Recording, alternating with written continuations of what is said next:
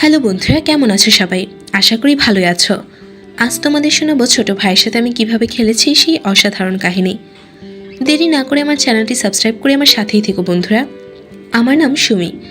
আমার উচ্চতা প্রায় 5 ফুট 6 ইঞ্চি হবে, আর আমার ডাবগুলো বেশ বড় বড়, চোখে পড়ার মতো। আমি যখন হাসি তখন আমার গালে টোল পড়ে, আর তাতে আমাকে আরও বেশি আকর্ষণীয় লাগে। আমার বিয়ে 2 বছর পেরিয়ে গেল। এখন আমাকে দেখলে যে কেউ লাগানোর কল্পনা করে। সে যাই হোক, আমার বাসায় আমার একজন মামাতো ভাই বেড়াতে এসেছে। ওর নাম চন্দন। ও বর্তমানে অনার্স 2য় বর্ষে পড়াশোনা করে। তবে দেখতে এতটাই স্মার্ট যে প্রথমবার দেখলেই যে কোনো মেয়ে ওর প্রেমে পড়তে বাধ্য। তাই আমি ওকে একটু বেশি ভালোবাসি।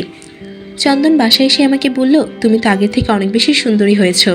আমি ওর কথা শুনে খুব খুশি হয়ে গেলাম। সন্ধ্যার পর আমার স্বামী বাসায় আসলো। তারপর চন্দনের সাথে আলাপ করলো।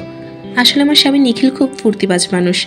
অল্প সময়ের মধ্যেই ও চন্দনকে আপন করে নিল, আর ওকে বলল আমাকেই নিখিলদা বলে ডাকবে। জামাইবাবু শুনতে আমার ভালো লাগে না। চন্দন তার কথায় রাজি হয়ে গেল। নিখিলদা বলতে লাগলো। এরপর আমরা তিনজন বসে গল্প করতে লাগলাম। তখন আমার স্বামী নিখিল তার কলেজের জীবনে মজার মজার কথা আমাদের বলতে লাগলো, আর আমরাও মজা করে শুনতে লাগলাম। রাত 10টার দিকে আমরা খাওয়া দাওয়া করে আবার ড্রয়িং রুমে গল্প করতে বসলাম। কিছুক্ষণ পরে নিখিল আমাকে বলল, সুমি, আজ অনেকদিন পর আড্ডা মারছি, একটু ড্রিঙ্কস হলে ভালো হতো। ওর এই কথা শুনে আমি বললাম, কি বলো? চন্দন ছোট, ও এইসব কখনো খায়নি। তখন নিখিল বলল, আজকে আমাদের সাথে খাবে, আর ও এখন ছোট নেই। এরপর আমি চন্দনের দিকে চেয়ে বললাম, কিরে চন্দন, তোর কি ইচ্ছে? তখন চন্দন আমাকে বলল, আমি বন্ধুদের সাথে 2-1বার খেয়েছি, আমার কোনো অসুবিধা হবে না। এই কথা শোনার সাথে সাথে আমার স্বামী বলল, এই তো সাবাস, এই না হলে ব্যাটা ছেলে। তারপর আমাকে বলল, তুমি এসো, আজ তুমি আমাদের সাথে খাবে। আমি বললাম, আমি বেশি খেতে পারবো না। আমার এই কথা শুনে চন্দন আর নিখিল আমাকে বলল, তুমি আমাদের সাথে থাকলেই হবে। এরপর আমি 3টা গ্লাস আর বোতল নিয়ে টেবিলে রাখলাম, সাথে কিছু চানাচুর আর নোনতা কাজু বাদাম।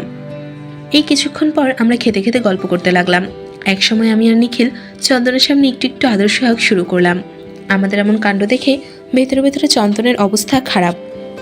একটু পর দেখলাম নিখিল আমাকে নিয়ে বেডরুমে চলে গেল, কিন্তু নিখিল যাবার সময় চন্দনকে চোখ মেরে গেল।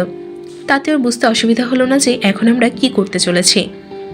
তারপর চন্দন ড্রয়িং রুমে বসে একটু পর বেডরুম থেকে আমার গলার আওয়াজ শুনতে পেল। একসময় আমি নিখিলকে বললাম, আস্তে করো, আমি কি পালিয়ে যাচ্ছি নাকি? এসব শুনে চন্দন থাকতে না পেরে ওর রুমে গিয়ে ঘুমিয়ে পড়ল। পরের দিন নিখিল অফিসে গেল। ওর অফিস নাকি আজকে ছুটি, তাই ও বাড়িতেই থাকলো। তাই আমি নিখিল আর চন্দন ঘুরতে বের হলাম। আমরা সমুদ্র বন্দরে গেলাম, পরে শুক্লা লেক আর চিড়িয়াখানা। তারপর আমরা দুপুরে বাইরে হোটেলে লাঞ্চ করলাম। ফেরার পথে নিখিলের মোবাইলে ফোন এলো যে তাকে ব্যবসার কাজে আজ রাতেই কলকাতার বাইরে যেতে হবে। নিখিল খুব রেগে গেল, বলল, ধুর শালা, একটু ইচ্ছে মতো সময় কাটানো যাবে না? তখন আমি চন্দন আর নিখিলকে বোঝালাম। এরপর নিখিল চন্দনকে বলল, তুমি 2-3 দিন এখানেই থাকো, আমি 2 দিন পর চলে আসবো, তখন তোমার সাথে জমি আড্ডা মারবো।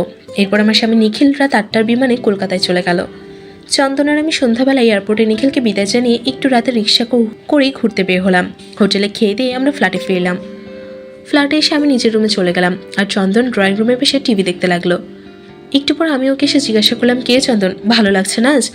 আয়, তুই আর আমি দুইজনে একটু খাই। আমার কথা শুনে চন্দন বলল, আপু, তুমি ইচ্ছে করলে আমার কোনো আপত্তি নেই। এরপর আমি 2টা গ্লাস আর বোতল নিয়ে এলাম। তারপর আমরা দুজনে আস্তে আস্তে ড্রিঙ্কস করতে লাগলাম আর গল্প করতে লাগলাম। জানি না কতটা খেয়েছি, আমার মাথাটা বেশ ভারী হতে লাগলো, আর আমার কথা আবোল তাবোল হতে লাগলো। খানিক পর আমি চন্দনকে বললাম, তুই একটু বস, আমি একটু চেঞ্জ করে আসি। এরপর আমি চেঞ্জ করতে চলে গেলাম। এরপর আমি যখন চেঞ্জ করে ফিরে এলাম, তখন আমাকে দেখে চন্দন আতকে উঠল, আরও নড়াচড়া শুরু করলো। তখন আমি একটা গোলাপি নাইটি পরেছিলাম, আর কিছু পরিনি, তাই ডাবগুলো বেশ ভালোই বোঝা যাচ্ছে। দেখি চন্দন আমাকে বলল, আপু, তুমি আমার সামনে এভাবে থাকলে আমি নিজের উপর কন্ট্রোল রাখতে পারবো না। আমি ওর এই কথা শুনে উচ্চস্বরে হাসতে হাসতে বললাম, চাচি আমাকে সব বলেছে। তখন চন্দন আমাকে জিজ্ঞাসা করলো, মানে? আমি বললাম, মানে হলো, চাচির কাছে তোর সব কথা শুনেছি আমি, এখন তুই আমাকে দেখা, তারপর আমি তোকে দেখাবো। তারপর আমি আবার বললাম, আমি তোরটা একবার দেখতে চাই, আমি তোর কাছে কতটা আকর্ষণীয়, আমাকে দেখে সত্যি সত্যি রেডি হয়েছে কিনা। আমার এই কথা শোনা মাত্র আমাকে দেখালো। তখন আমি অবাক হলাম যে তা ভাষায় প্রকাশ করা যাবে না।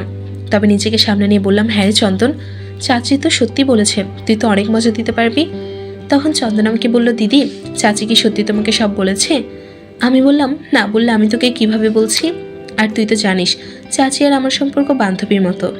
এরপর আমি ওকে বললাম, চন্দন চাচির মতো আমাকে মজা দিবি? তখন চন্দন আমাকে বলল, কিন্তু আপু নিখিলদা যদি জানতে পারে তখন খুব খারাপ হবে। আমি বললাম, আমরা কেউ যদি না বলি তাহলে নিখিল কিভাবে জানবে? তখন চন্দন আমার হাব ভাব দেখে বুঝতে পারলো যে আমি ওর সাথে মজা করতে চাই, তাই ও উঠে এসে আমার ডাব খাওয়া শুরু করলো। কিন্তু আমি কিছু না বলে মুচকি মুচকি হাসতে লাগলাম। কিন্তু 5 থেকে 7 মিনিট পর আমি ওকে টানতে টানতে আমার রুমে নিয়ে এলাম। বেডরুমে নিয়ে এসে চন্দনকে ধাক্কা মেরে ফেলে দিয়ে বললাম, তুই এখন চুপ করে থাক, যা করার এখন আমি করব। চন্দন বলল, ঠিক আছে, তুমি আখের রস খাও, তবে আমাকেও ডাব খাওয়াতে হবে। আমি বললাম, অবশ্যই দেব, কিন্তু তার আগে আমাকে মজা করতে দে। আগে আমি, তারপর তুই। এরপর আগে আমি শুরু করলাম, কিন্তু একটু পরে আমি পাগলের মতো হয়ে গেলাম, কারণ আমি যা স্বপ্নেও ভাবিনি তাই আমার চন্দন দিতে লাগলো। আমার স্বামী নিখিলও ভালো পারে, কিন্তু চন্দনের কাছে সে কিছুই না। তাই প্রথমবারে আমরা প্রায় 1 ঘন্টা মজা করলাম। 2 বছর আগে আমার সব কিছু হয়ে গেলেও আজ হঠাৎ আমার খুব বেশি কষ্ট হচ্ছিল, তাও অন্যরকম একটা ভালো লাগা আমার মনের ভেতরে কাজ করছে। সেই রাতে আমরা আরও 3 বার করলাম। পরের দিন আমাদের খুব ভালো কাটলো। সকালে উঠে একবার স্নান করে নাস্তা করার পর আমরা দুজনে ঘুরতে বের হলাম। ঘুরতে ঘুরতে আমরা গঙ্গার পাড়ে বসে নিজেদের মধ্যে কিছু গল্প করলাম।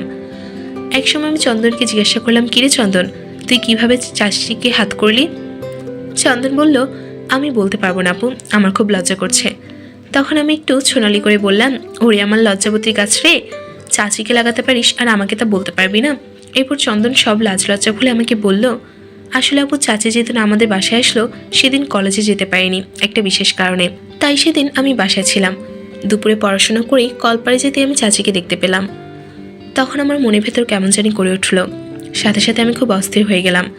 তাই আমি আমার রুমে এসে একটা ভিডিও দেখতে লাগলাম। কিন্তু সেই সময় চাচি স্নান করে সরাসরি আমার রুমে আসলো, তাই আমাকে ওভাবে দেখে বাহিরে না গিয়ে আমার পাশে এসে বসে। তখন আমি লজ্জায় সব কিছু ঠিকঠাক করে নিলেও কেন জানি চাচি আমাকে ধরে ফেলে, যেহেতু আমি ওটাই যাচ্ছিলাম, আর দেরি না করেই খেলা চালিয়ে দিলাম। ওই কথা শুনে আমার মনের মধ্যে কেমন যেন করে উঠল, তাই আমি চন্দনকে বললাম, চল এবার এখন আমাকেও করতে হবে। তারপর আমরা উঠে পড়লাম। তো বন্ধুরা, কেমন লাগলো আজকে ভিডিও কমেন্ট করে জানাও। আমার চ্যানেলটি সাবস্ক্রাইব করে থাকো আমার পাশেই, এরকম নতুন নতুন আরও ভিডিও পেতে। এতক্ষণ ভিডিওটি দেখার জন্য সকলকে অসংখ্য ধন্যবাদ। Tata, bye bye.